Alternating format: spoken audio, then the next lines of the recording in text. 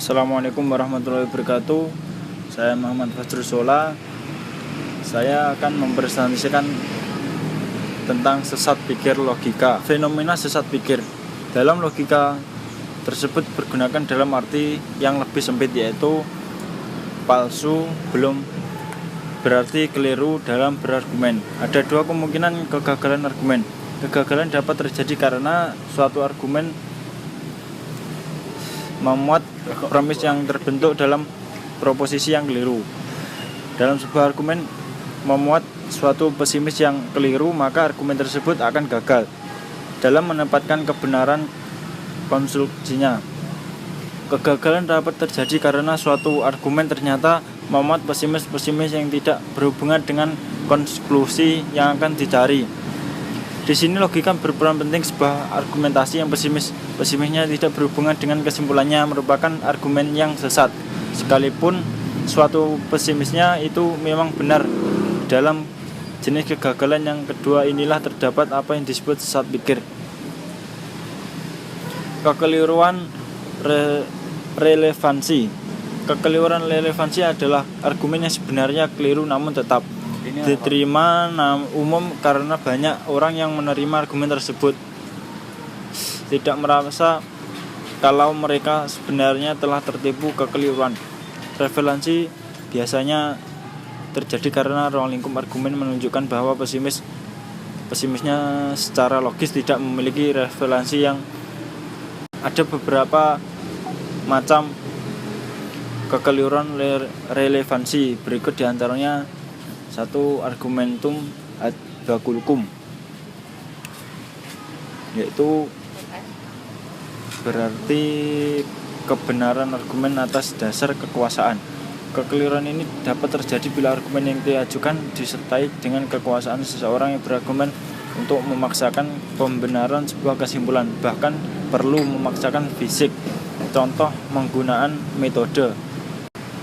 Yang kedua, argumentum ad hominem, hampir sama namun berbeda. Argumentum ad hominem menitik beratkan pada hubungan yang ada di antara seseorang dengan ruang lingkup hidupnya. Contoh, polisi tidak berani menangkap komandannya yang melakukan tindak kriminal. Yang ketiga, argumentum ad ignorantiam adalah argumen yang bertolak dari anggapan yang tidak mudah dibuktikan kesalahannya atau bahkan tidak dapat dengan mudah dibuktikan kebenarannya. Hal ini terjadi karena alasan fenomena psikis seseorang, telepati, pandangan paranormal, dan lain sebagainya.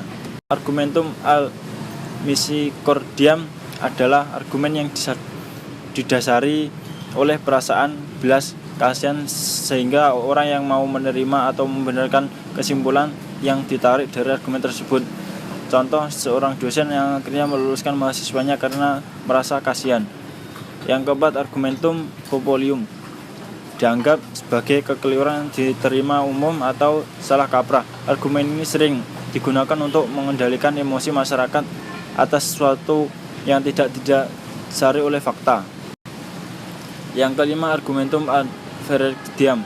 Untuk membantu pemikiran, kita terkadang meminta bantuan kepada pakar atau orang yang didewakan di suatu bidang ilmu pengetahuan, dan seringkali kita merasa bahwa opini para ahli ini yang paling benar. Yang keenam, accident. Sesat pikir semacam ini tampak dalam perkara yang sifatnya khusus atau bersifat kebetulan namun kemudian dianggap berlaku untuk umum sehingga penerapannya yang dijadikan hukum umum tersebut dalam banyak hal. Yang keenam, converse accident.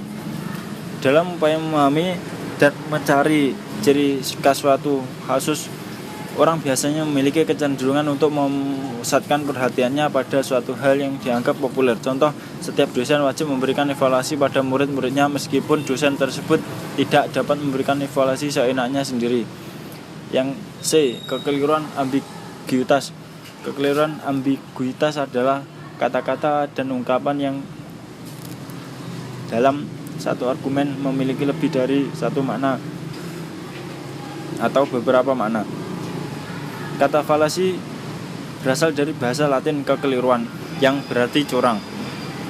Dalam logika, argumen terdiri dari pernyataan atau pesimis yang mengarah pada suatu kesimpulan. Jadi kekeliruan adalah argumen yang meskipun kelihatannya valid pada pandangan pertama tidak, namun ini tidak selalu berarti bahwa pesimis atau kesimpulannya salah atau benar. Strategi menghindari sesat pikir. Sesat pikir karena ambiguitas kata atau kalimat terjadi sangat halus. Banyak kata yang menyebabkan kita mudah tergencil karena banyak kata yang merasa dan makna yang berbeda-beda.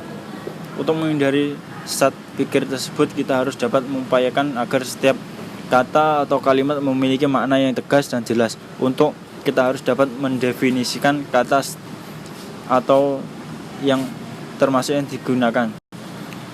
Yang D, strategi menghindari sesat pikir. Sesat pikir karena ambiguitas kata terjadi pada kalimat yang sangat halus.